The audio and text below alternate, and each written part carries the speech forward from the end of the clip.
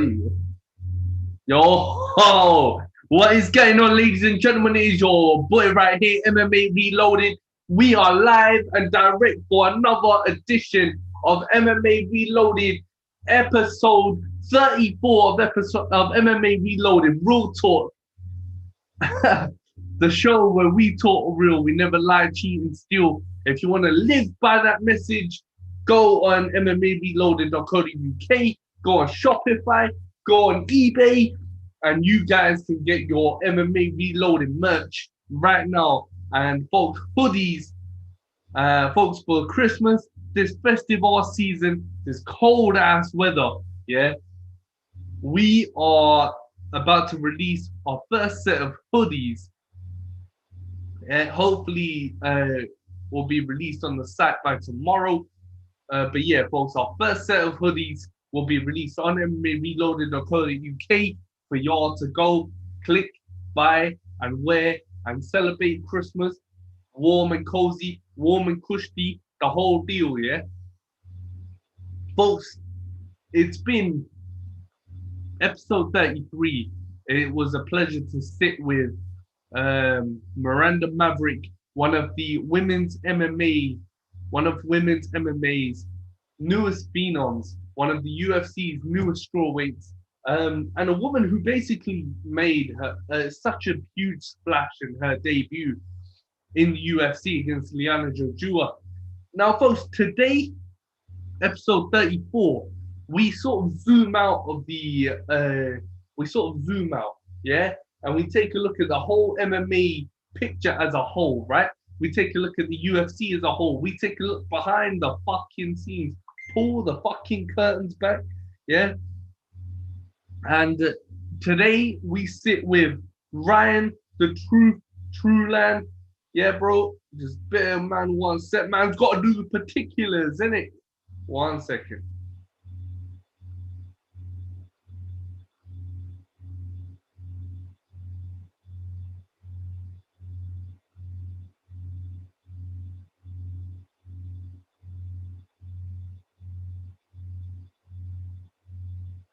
Man had to just, arrange the timings and that, innit? Man, arranging timings, arranging all these poddies, man. It's a pain in the ass, but I'm proud to do it because this is what I love to do. Yeah, folks, I lost a train of thought, but yeah. Today we'll be sitting with Ryan Truland again and Ryan's my boy, man. I love chatting with Ryan. We sort of, like I said, just zoom out of the whole MMA scene, take a look at it as a whole, one by one by one by one by one, and you sort of have a look and you sort of, dissect each issue. So, folks, today is the day that we get real, we get analytical, and I hope you guys enjoy it. So, Ryan and I will be hitting it up today.